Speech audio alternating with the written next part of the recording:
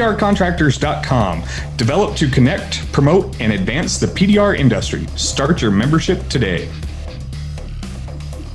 Feel the difference with CBD direct oils. CBD oils may have the health benefits for your aches and pains.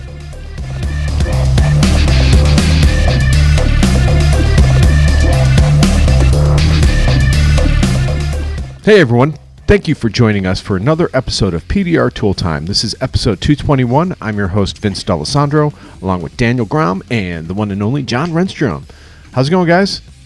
Awesome. Good. We got Memorial Day, and we got an action-packed show for you guys. It's the day after Memorial Day when you guys are going to hear this, and we are going to talk to some veterans. Not because it's Veterans Day, but Memorial Day. We have someone on the line that we're going to talk to.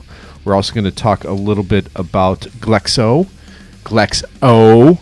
and how to say it properly, and some of our findings that we're finding with Glexo and other cold glue, and we'll talk about that as well, and some other things that come up.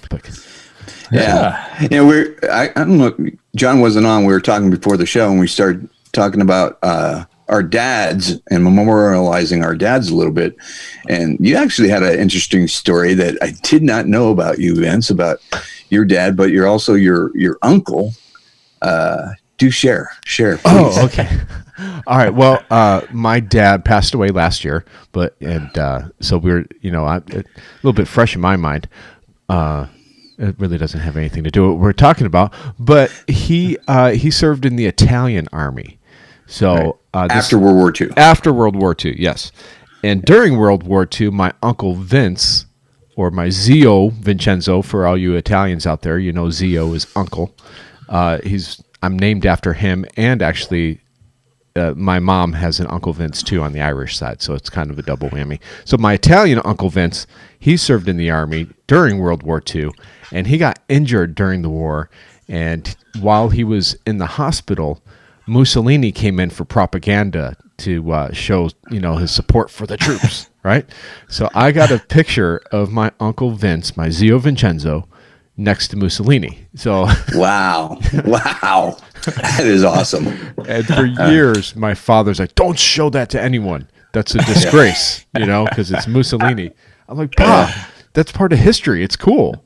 So I actually have it hanging up in my office at my shop, along with my World War II bayonets. I have a whole bunch of bayonets from World War II. Oh, awesome! Yeah, awesome. That's a cool story. Yeah, that's one you can't. That's interesting. Yeah, that's when you have to tell the story. It was just months before they hung him up by his toenails. Now, I assume your uncle, when your family came and immigrated to the United States, your uncle was alive during all of that. What was his thoughts? My uncle probably died like 10 years ago, but my uncle never came to the States. He stayed in Italy.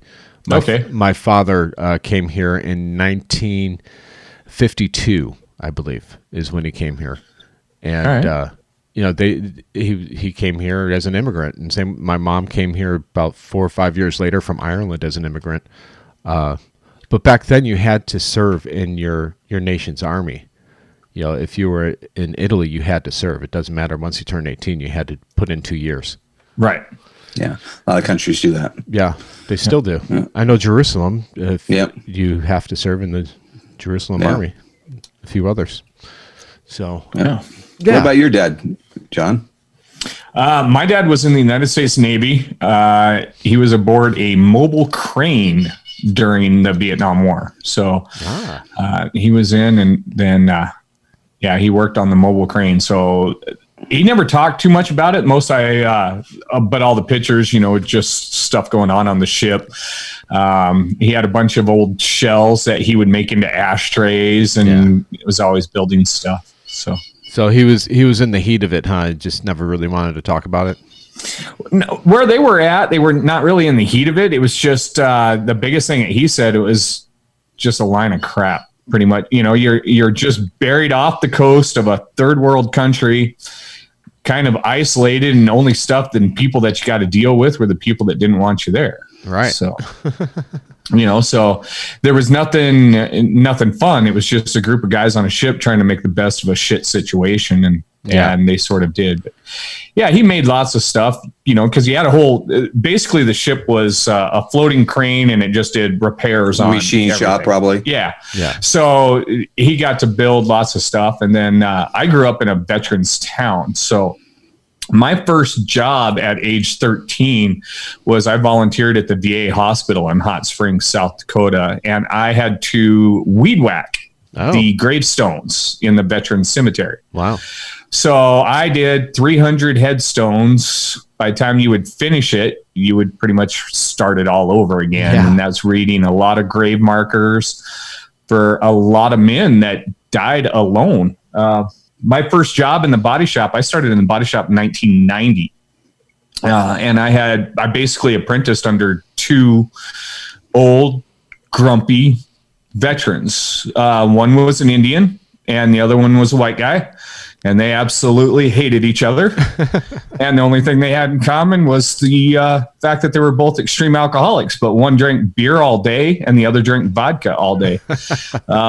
And then one of them lived at the VA hospital, and I spent my whole life in a veterans town and doing things with different veterans and seeing the effects of World War II. When I was a kid, we still had a lot of World War II veterans. Oh, sure. In those hospitals, and as the Korean Vietnam War veterans, yeah.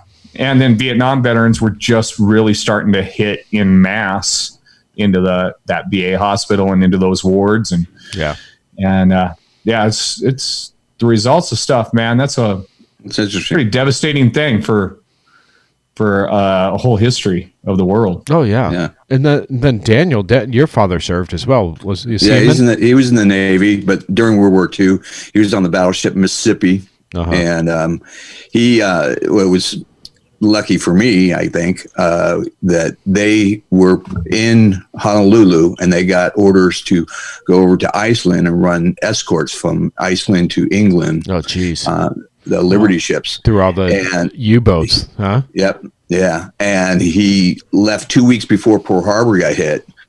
And I'm not sure how far they got, but then Pearl Harbor got hit. They had to turn around and come back and protect everything. And, so he missed what been happening over in Iceland, which was great because they were sinking ships like crazy over there. Yeah, right. Left, and then going back and missing everything. So I probably wouldn't be here if he was stuck at either place. Who knows? Yeah.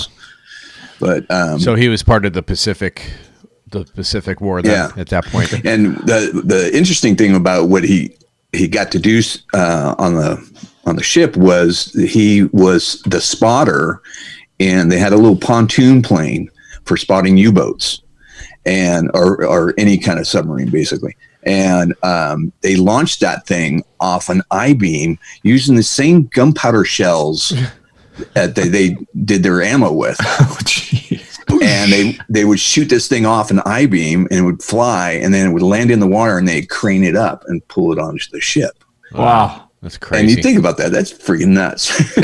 You have to explode it off of the boat. Off an I-beam. Yeah. Wow. Yeah. He actually drew the nose art for the plane. And when I was a little kid, he had this flag, and I don't know what happened to it. It disappeared, but we had this flag of the mascot that he drew. Yeah. And before he died, I had him redraw it. So I have his memory rendition of it. And the truck that I'm working on, the 53 Ford truck, I want to paint that on the truck somewhere. Yeah. That'd be cool. That's very cool. Well, we all have little stories about our dads and, memorializing them a little bit. Although, John, your father's still alive, I'm sure. Yes. And, it's not really Veterans Day. It's Memorial Day. And your dad, Daniel, he served, and he didn't die for the country, but he definitely served for the country. Yep. So my dad served for the wrong side. Yeah, but he made the right choice coming to America, right? Right, exactly. I wouldn't be here. Yeah. That's right. So hats off to all all veterans out there. So we appreciate you. Absolutely. Go ahead, John. Just take a moment here, on, I know it's Tuesday, the day after, but take a moment and just be grateful for our right to bitch about our government, thanks to all those gravestones and grave markers. Absolutely. Yeah. So last week you guys held on the fort without me, and Hudson was gone. Myself and Hudson were together. We were. Yeah. Tell us a little bit about what the open house was like. Yeah. Well, the open house was a amazing success. I had no idea how many people would show up. None of us at Anson knew how many would show up. We didn't think it was. I think people were pinned up and they're excited about showing up somewhere. It could be, but just prior to that, there was a couple good hailstorms in the Dallas-Fort Worth area too, and a bunch of people over in Louisiana, which I guess Shreveport is only a few hours away, from what I've been told. I'll find all that out. What's 2.5, 3 hour drive? Yeah, in which I'll know more about in about a month and a half from now when I become a Texan. And you went house shopping there, right? I did go house shopping. I went there. Do you want to talk about that or no? Yeah, the first and foremost reason why I went out there was to find a home to live in. I didn't want to rent a house, and we had been looking for the last year at houses, so we knew the current market and stuff like that, and was up to date. So we went there on Thursday. We had 15 houses that we had to look at, and we looked at all 15. Wow. And we kind of settled, we're going to settle for 2, and we went back on Friday to go look at 2 that we kind of really liked but didn't want to spend all that money on. And then overnight, a third one popped up, and we said we need to go look at that. As it turns out, that was the one that we bought. So nice. Yeah, it showed me a picture. It's really nice. Yeah, it is. Now, is that going to be in Burleson? Where the new Anson shop is? Yeah, it's about 15 minutes away from Burleson, from the new Anson 2.0. It's right off the freeway, the 35 North, is it? Daniel? Or John? Yeah. It's just north of... That sounds right. Yeah, you got... Just north of Jellystone right there. 35 West. Oh, okay. Sorry, yeah. 35 West. And, so it's really cool. The house is a year old. The lady's getting a divorce, and she hadn't even lived there for a year. So this June would be a year that she would have lived there. And we take possession in a week on June 2nd. So went in there with a good offer and got it, which led us to Saturday. While I was there, I knew I was going to be there. And Anson had an open house planned in April, if you guys remember. It was like the 28th or something. And obviously we had to cancel all that. And this was an opportunity to do it virtual, where I borrowed some equipment from Mike Toledo, and we were going to do it virtually. And I apologize for you guys that watched it, where it looked like a Chinese or Japanese kung fu movie. But prior to that, we showed up at the shop on Saturday morning at about 9:15, and the big circus tent that we had rented to hold all the people that were coming and the barbecue had split in half and was on the ground. A big squall came through the night before. Destroyed it, huh? Destroyed it and shut off the power to the whole place, the whole area. Did you have to move the tent or what? Or did they come out and fix it? They came out and removed it, because what happened was Christina called them up and said, "Hey, we got an event. It's starting in about 45 minutes. We need you to come and replace these poles that are shattered." And they're like, "Oh, we borrowed those from a different company. We don't have any replacements. And it looks like you're not going to have your event anyways." And she's like, "No, we're having our event, and you need to come and remove this immediately." So they took about an hour and a half, 2 hours to come and get it, but it was gone probably about noontime, lunchtime. Mm-hmm. So we had over 100 technicians, 100 people show up.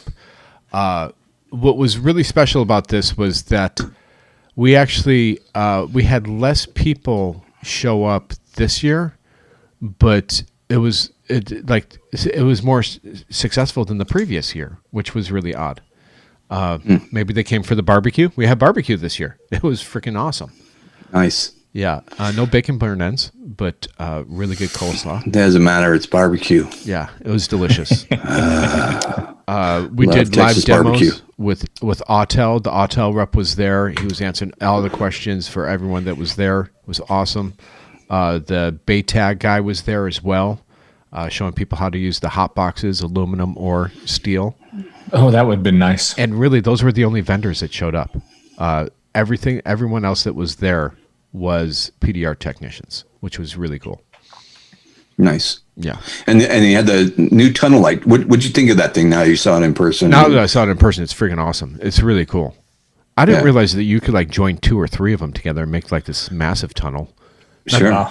But yeah, the one on its own is effective enough, but 2 I think would be ideal. Be able to just estimate a car so much faster. Yeah, you could probably very quickly. And without spending $150,000 or $300,000 on the auto scan ones that come from Canada, from DCC Hail. Yeah, but how long before we'll see it as an app on an iPhone, and you just connect it to the tunnel, drive the car through, and you'll have it all done on Mobile Tech RX or something. I'm sure that's a possibility in the future, but we got to start somewhere, right? Yeah, That's exactly. right. What's really cool about this tunnel that Charlie came up with is that the covers, they're the same material as like baseball pants. They're spandex, right? Yeah. Yeah, it's like a speaker cover almost. Yeah. Like stuff. Yeah. But it's a little bit thicker, so if you get dirty, you just throw it in the laundry and you wash it. You don't even dry it. It'll be dry in seconds, and you throw it Actually, back out. that's what my ceiling is in my shop. So Really? my whole ceiling and half the walls are soundproofed, and the fabric on the ceiling is one piece of fabric, and they have this channel. They put this channel all the way around the edge of the walls, and they tuck it in with a spatula. Yeah. And then they stretch it, and it suspends.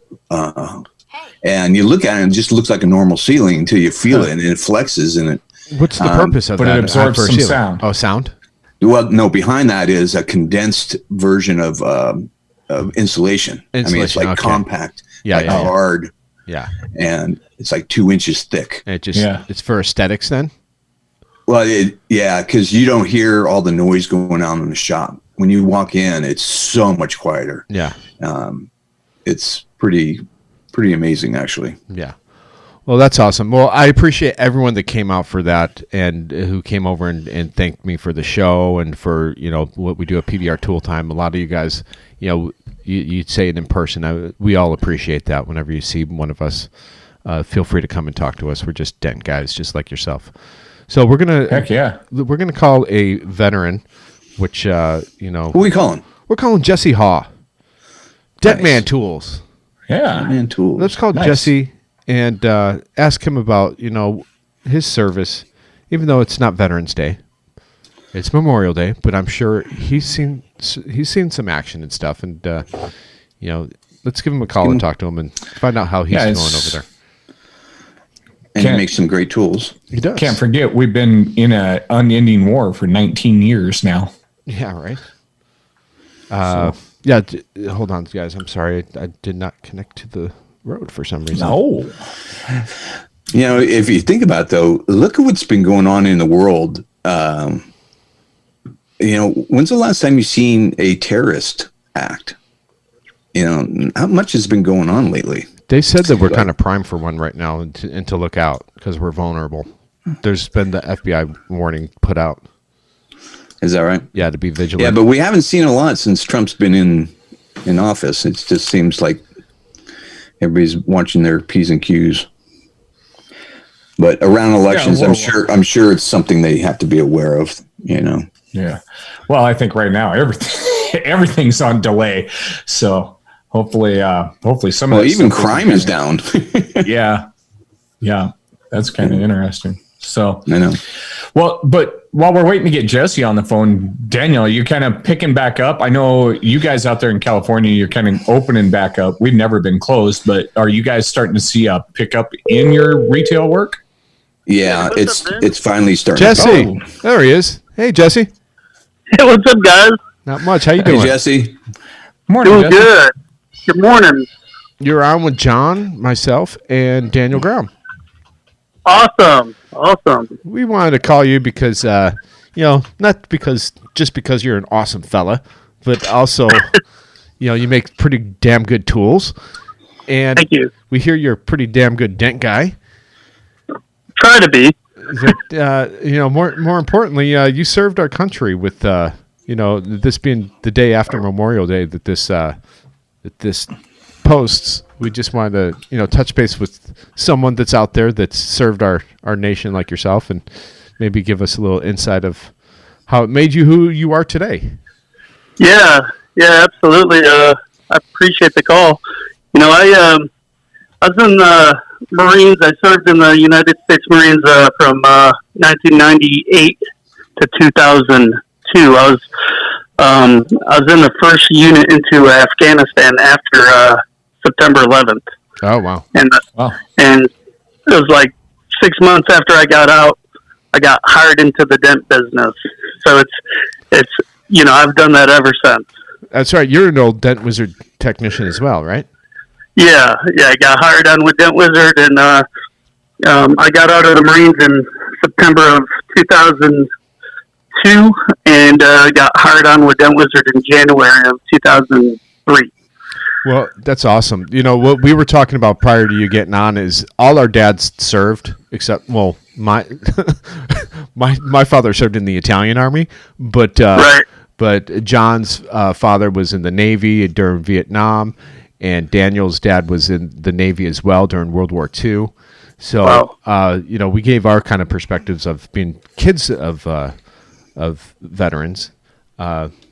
But, unfortunately, all our parents survived the wars that they were in, and so have you. And you've served our country. And what do you think, the values that you learned being a Marine, how's that, translated over to making tools or running a company and doing PDR?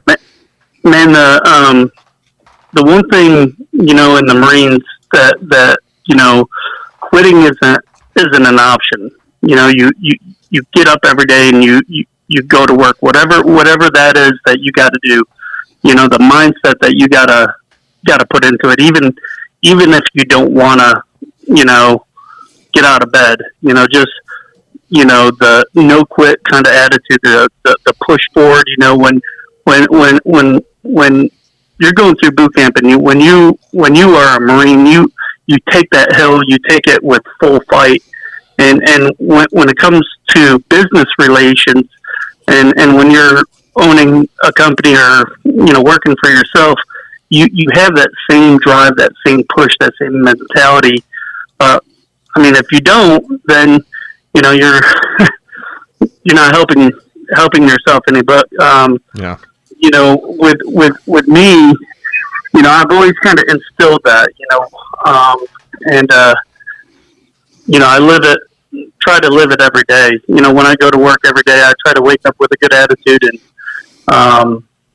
just attack the hill, attack the dent. Do you make your bed every day? I try to. That's one thing, it was like the admiral in the Navy. He says, get up. The very first task of the day is make your bed. Yeah. He says, if you can do that one task, you're setting yourself up for many other tasks throughout the day. So, man, I can't tell you how many mornings that goes through my mind, and man, it's almost funny when I sit back and think about it, but it's so true. Yeah. When you get up and you don't brush your hair, you don't, put yourself together, just think about how the rest of the day is going to go. Oh, sure. And it's funny because, you say that, and I'm actually a father of a veteran. My son served in the Army, and he was infantry, Big Red 1 out of Kansas over there. And he was at his greatest, in my opinion, right after boot camp. I mean, I couldn't whip that boy into shape. And, right. And I know infantry and Marines, you guys go through the same training. But man, he was a fighting machine coming out of boot camp. Yeah, the whole it's almost like every day we had to run like minimum 4 or 5 miles every single day. Yeah. And just the physical requirements that they put you through, and they just made sure that no matter what the situation, you were ready for it. And I take Memorial Day is a pretty, I try to honor all the people that I've served with that a lot of the guys I served with, they, they didn't have any combat related, nobody around me was any, they didn't, die from combat related stuff, but, right. it was after we got out and, with PTSD and stuff like that. Yeah. That's, pretty big part of it, Yeah, absolutely. I live right next to a VA hospital here in Long Beach, California, and it's a beautiful hospital. And for years, myself and my younger son, we would go over there when he was a Cub Scout and stuff. And, Veterans Day, Memorial Day, we'd hand out cards and just hang out with them and stuff like that. And it was, there's the brotherhood. It doesn't matter if you're Air Force, Marines, Army, whatever. There's a brotherhood that, in Navy, that you can't, you don't ever lose, I guess, Right. And I related a lot to the brotherhood of PDR technicians. I mean, we really when we come together strong. Right. No, we do. It's really amazing because the same technicians will fight tooth and nail over the accounts and cut each other's throat, but when something over a deal, to try to get into a dealership for Hawe, but when the time comes, they all come together and support each other. And, that's what's really amazing about our industry is, we're competitors, we are brothers, and we come together as a family at the end of the day. Yeah. We're only allowed to fight amongst ourselves, no outsiders. It's funny to me. You see that competitor out on your dealership, and I've seen guys almost full-fledged fist fight. Really, when their competition walks up on their lot, Yeah. And but then I see them drinking beer together later at the bar. It's crazy. Yeah. So, Jess, are you you got anything new coming down the pike? You working on any new projects and tools or anything like that? Man, the only thing I'm currently working on is I think I showed a couple of you guys was that just I'm working on that telescoping door prop, hood prop, hatch prop. Working on getting different attachments made for it and stuff like that. That's kind of just, it's out there. It's getting done right now. Yeah. But that's really the only thing I'm actively pushing. And how's your hail rod doing? Because when I was at Anson last weekend, there's a lot of people putting that tool in their hands. They were asking me about it. I'm like, I'm not a hail technician. I don't use that. So. Yeah, it's done really good. I kind of came late to the dance, so a lot of dent guys, they already had the carbon tech rod, or they already had someone else's rod, and so I'm kind of coming kind of late into the game. But as far as the guys that might not have that have a hail rod or want just a different option as far as like lightness and versatility, that's kind of where mine comes into play. You could use it as just like a 5-foot rod, or you could telescope it out to 6.5, 7 feet. And still a very, very good rod. It's so much. It's about half the size of the Carbon Tech rod, about half the size in diameter. So, like when I tell guys, I go, if you want a big rod, there's nothing better than Carbon Tech out there. It's just a daddy. But if you want a lightweight, versatile rod that can do a little bit of everything, that's kind of where my rod comes into play. No, sure. Yeah. No, well, very cool. Well, Jesse, we don't want to keep you all day. We got we've got a few other things we're going to talk about here. We do appreciate your service, and actually, John is raising his finger. He's got a question for you. Jesse, before we let you go, is there anybody you want to give a little shout out from your years in the military? Man, there's a couple brothers of mine that I like to remember on days like this. It's there's a guy named his last name is Goyette. His first name was John. One of the best Marines I ever served with. Another guy was Scott Pratt. And there was another guy. Sorry, guys. It's kind of tough for me to talk about, to be honest with you. Absolutely. Understood. There's another guy. His last name is Eatman. Man, this guy was just the biggest motivator. That he's the guy that you just wanted to be around. No matter what the situation, he was the guy that you wanted to be around. Because he, in the worst situation, he would lift you up and make you push forward. Those guys. And there was another guy named Pearson. Man, these guys I served hand in hand with. They died after we got back from Afghanistan, and just some of the guys that those are the guys I'm remembering on Memorial Day and on Veterans Day and those kind of days for me. Yeah, absolutely. They might not have passed in combat, but they passed because of combat. Yeah, because of combat. Well, that's one thing. I appreciate you guys. I know you're on timeline, but 22 veterans die every day of PTSD. Yeah. And a lot of guys aren't aware of that. And I just want to encourage everybody, to get out there, put a flag on your house, buy your neighbor a flag, and just celebrate the. I don't mean to say celebrate, but honor the fallen. Sure. Yeah. You know what? That is a good point there, dude. I like that. Buy your neighbor a flag. Because I do have quite a few neighbors that don't hang a flag, and it's probably nothing personal. They probably just don't have one. And, right. I think that's something that just totally resonated with me right now, Jesse. I appreciate that. Yeah. Buy your neighbor a flag. Yeah. Made in the USA flag. Not right. No China flag. Donald Trump don't trust China. China is asshole. Sorry, I had to throw that in there. That was awesome. Hey guys, I appreciate you having me on, and thanks again. Awesome. All right, buddy. Thanks, Jesse. Take care. All right, brother. Take care, Jesse. Thanks. Bye.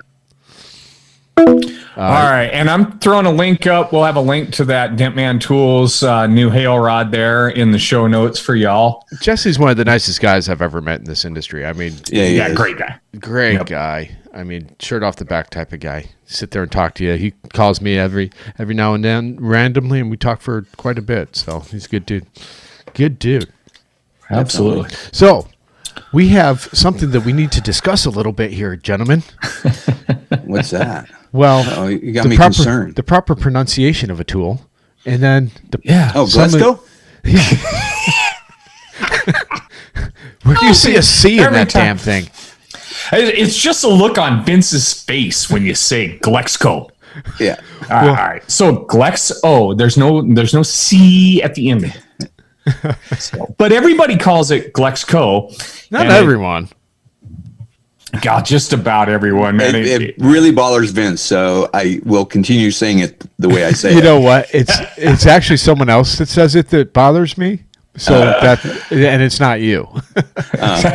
Dang it. And it's not just Glexo that we're talking about. There's other cold glues out there as well. Yep. But cold glue in general is freaking phenomenal. You know what's interesting is I pulled out my old original Cola Fria. Yeah. And I was doing a pretty good size softball sized dent on the front of a hood. And I decided to pull that one out and just try it and compare it with the Glexo. And it didn't work as good. Really? Now I don't know. Yeah, it didn't. Could it be because of the age of it? Because you bought that like 5 or 6 years ago. Yeah, it is old. And maybe that's what it was, but I don't ever remember it being as good. Okay. So the Glexo is really good stuff. Yeah. Now we have been seeing some stuff going across Facebook where some people are saying it's butyl and some people are testing butyl compared to it and are finding huge differences. So it's not butyl. They've been doing that since Cola Fria came out, though. Right. You know what I mean? So this is nothing new. This is just a new batch of people out there like, oh, that's just butyl tape. And then you try to use butyl tape and it doesn't stick. And then we heard, can we say the other homemade stuff? Why not? We're a tool company. Pool tape is it? or pond tape. Pond tape, yes. Pond? I've never even heard of it. So if you're making a pond and you're using the big Vinyl rubber mats and you need to glue it together or something, you buy pond tape, and it's the back of the pond tape supposedly is another thing they think it is. So now, have you guys got the and compared it to the sticky icky tape? I got that stuff years ago. That's just sputal tape. That was crap. Okay. Yeah, when I got that, it was like sticky icky. This is not no. So okay, I never messed with it. I played with the Cola Free a little bit, and but I'm sure the one that I played with was similar to Daniel's. Now it was 4 or 5 years old, so no. I just didn't find it to be useful. We're slaying with Glexo right now. I moved Storms into a lot lighter cars, and we're doing a lot of experiments. I'm working with a friend of mine, Jesse, and him and I have just been going crazy, experimenting with different ways in which we can save time, save money with it. So what are you learning? I'm learning a ton on door dings, but I want to hear the Hawe perspective as well. Yeah, on the Hawe, we're using it on rails, and we have, Bubba-fied, as Daniel would put it, a lightweight slide hammer, and we have that set up with a 15 millimeter Anson thumbprint tequila tab. Yeah, and then only a small amount, and then those shallow hail dents that are larger than what you want to blend out, but they're those ones where you're like, man, every time I put a glue tab on them, I have to tap back like crazy. You're trying to wet pull them. You're trying to do everything else to really speed up that hail. Glexo on those tabs just is slaying it. I mean, we're cutting our rail time in half. More than half. Come on. Well, yeah, it is. I mean, it's stupid, but there is a learning curve to this. There is, yes. And that is something that a lot of guys aren't willing to take the time with. And Jesse and I have both, we both have two different techniques. No two dink guys are the same. And something that we found, temperature and how hard you swing the slide on your slide hammer. Okay. So what's the temperature? You want it a little bit warmer. We found that the panel temps upwards of right around 70 seems to be about ideal. I mean, you really get a strong hookup. And then on those smaller tabs, we're using the lightweight slide hammer that Vince, you did that video talking about that slide hammer. Yep. You can't hit the end of that slide near as hard, but you need that hard snap of metal on metal on the end of that slide hammer. We tried putting a spring between the slide and the end of the hammer, and you didn't get squat for pulls. Right. So you want that hard snap, but you don't want to swing that very hard. What we found was just a light flick of the wrist seemed to pull a lot better. And you're just slapping it on. Now you do have to mound it up at least every third or fourth and get that pyramid out of the Glexo. Yeah. Okay. Run it down that panel. You bought the lightweight slide hammer, right? With no spring. Yeah, the lightweight B&D slide hammer, the one that they had on sale that we talked about last I've got a pull dog. What if you tighten it all the way down? Pull dog is too heavy, I would think. Yeah, it's too heavy. You need you want a light swing. Yeah, like 2 pounds at the most. Yeah. And so that's hail. Yeah, not even that. What I'm finding with door dings is that same thing. I make it into a cone or a pyramid shape, and probably every 2 or third, I'll work it back into the pyramid shape, right? And I'm pulling dents out of everything, not just, I know Keith Cosentino gave me a hard time. Well, that's a Suburban light dent. You could do that with whatever. And he's right. But I'm doing it on Mercedes, BMWs. I'm starting off door dings with Glexo now. And really? Yeah. And what slide hammer are you using? I have a CarePoint slide hammer, but Anson sells a slide hammer that's really comparable to it for $100, and I think it's PDR Outlets hammer. It's a small little compact hammer or a slide hammer. Because what I'm finding is it's not just the weight, but it's the length of the throw as well. Yeah. Like if you use a Drew's Tools little slide hammer that looks like the lightsaber, that's not a long enough throw for me to get the right snap out of the Glexo. Okay, it needs a little bit of travel, is what I'm finding. Okay. Now that's my technique. Other guys might be using that. No, I concur. Jesse and I have experimented a lot of different ways. You know, it's just how much you're swinging, how hard you're swinging, how much pull you have, and you're just sliding that right up the. Man, I don't even know how to say this without it coming out dirty. So you're running it right up the shaft, just in one smooth motion. Yeah. And pop right out the end. And that little. Come on, we've all trained somebody to do that, right? Yeah. Exactly. But unlike when you're using the bigger, the collision end of it, and the large tabs that come in the big kit, you want that heavy slide hammer. You want that hard hitting, of course, big slide hammer. Yeah. But when you're doing this lightweight stuff, you want a small tab. You want a lightweight slide hammer. You need to have a decent amount of velocity, but you don't want a ton of force. Right. Now, what I'm doing too is I totally concur with you. The fingerprint tabs, the Anson fingerprints are awesome, but also I've been using the Burrow Green, and now what's the commonality of both of those? They do have a raised texture to them. They're not smooth tabs. Not a smooth tab. Okay, because I'm thinking.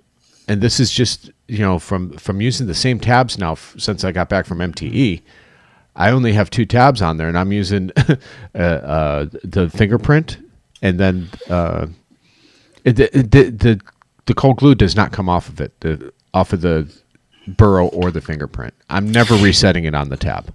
Okay, we have to once in a while, but like I said, we are experimenting heavily with this. Now Vince and I have talked about this privately, and we really questioned whether or not we wanted to bring this up. And the reason why we questioned that was because if insurance adjusters listen to this, then pretty soon they're coming through the shop looking at a rail that's just blasted out with the 80 dents and going, well, you can just Glexo that out, in 15 seconds.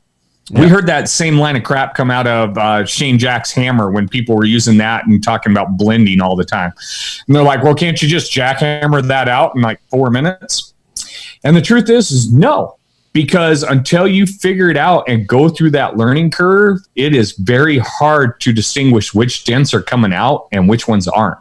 Yes. And what you can do and the speed that you can do it. We don't charge for dent removal. We charge for knowing how to do the dent removal. And it's not just that too, but you're blending. You might. Oh yeah. I'm pulling out dents in seconds. I'm just making it a reverse, and now you better sharpen up on your blending skills, because that's what you're going to have to do. So you're not going to be pushing, but you're going to be blending. Yeah, you're just not going to blend back as much as if you were trying to blend out that panel. So it's been great. It's been awesome, and when it goes perfect, man, it is so magical on your rail, especially some of these rigs that have these super soft rails. Now, your ultra high strength rails, like say Volkswagen, some of those you're probably not going to do anything with. But Vince brought up a very good vehicle. We all know those quarter panels and the sail panel on the Tahoes, Suburbans, Yukons, Yukon XLs. Oh, man, those things suck because they're so soft. Yeah. Well, that's where cold glue really comes in. It stops you from doing that stupid monster overpull. Yeah. And wait a second. How do you know if a rail is high strength steel? Because half the time, the only reason I know it's high strength steel is when I get a tool behind it, I push on it, I can tell from the push. How are you telling with the rail? I know Volkswagen, and the only reason I mentioned Volkswagen is because Volkswagen says. Right. But where do you find that info? I actually think that we have the Volkswagen ones put into the Mobile Tech comparative pricing there when we built that into Mobile Tech. We don't pay for the that rest. Man, dude, you gotta dig through literature. I buried through literature. Honda's the only one that gave me permission to reprint links to the literature that talks about the metals used. All the other manufacturers, you better save their the OEM data website. So Okay. it's not easy to find. So I put a link up here to PDR Outlets slide hammer. It's called the mini slide hammer. It's $100. It is 1.85 pounds and a 14-inch long slide. Now, if you're around the Anson Tool vans, they have these on stock on the vans. It's not on the Anson website, probably because they're low in stock. So that's a thing to remember. If you don't see something on the Anson website, they're either low in stock or out of stock, and it's always best to call because they usually do have one or two left. Over a weekend, they could severely go behind with back orders if they left things on there that get low in stock. Does that make sense? Yeah, you're not going to want a slide hammer much heavier than that 1.2 pounds. Yeah. It's got to be very light. Yeah, and then what I do is I do hot glue my tab into there, so it doesn't move at all. It doesn't pivot. I don't need it to pivot. What I like about the lighter slide hammers, you could do it all in one hand. It's a one-hand thing. You just go right up to the dent, and boom. What I don't like about John's B&D hammer, it's reverse, right? The spring is down on the by the tab head. Don't you have to slide in reverse so you hold on the top on the back end? No, I hold it right on the slide in the neck and just stab it on and pound and that's what I do. I just stab it, stab, poof, stab, poof, stab. It's a one-handed motion. It's nice, smooth, quick. Using this Glexo, comfort and speed. That's something that Vince, you kind of drove home to Daniel, Hudson, and myself as we were having these private conversations. I now have 3 slide hammers. I have my hot glue slide hammer. I've got an older slide hammer with the big tabs attached to it. And then I've got a lightweight slide hammer with my small tabs attached to it. Yeah.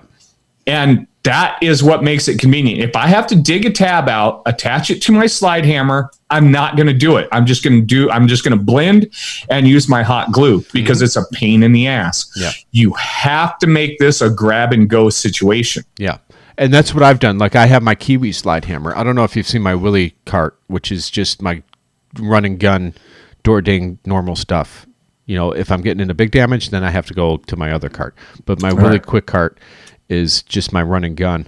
And I have my lightweight 2-pound slide hammer on there with Glexo already loaded. And then I have my my Kiwi on there with the big tab of Glexo loaded and ready to go. And that's a 5-pound hammer, correct? Yeah, it's a little bit more than 5 pounds, I think. Yeah. So it's all right there, ready to go. And at the end of the day, it's all about speed, comfort, and making money as fast as we can and with less wear and tear in our body. Look at Daniel. He's like, his days are numbered in this industry. No. We're building better, softer tools. I had a long meeting with Todd with Carbon Tech, and I got to see lots of really cool, innovative stuff that's being done between Carbon Tech and Endeavor. Yeah. Oh man, I'm so excited about the stuff they've got. And talking about bringing up. Yep. Talking about these slide hammers and some mounts to keep your slide hammers organized. For those of us that have these multiple slide hammers, there's just some truly phenomenal stuff. But we were discussing. I'm getting quite the slide hammer collection now, man. Yeah. I'm like, where do I put all these things? That's right. I need a cart just for slide hammers. Yeah. Daniel was our example, though. Here's a guy who's lived large, skateboarded down steep hills, setting land speed records on a skateboard, and Sea-Doos and all that stuff, right? Oh yeah, wave runners. But this all started because of me, Vince, and Mike.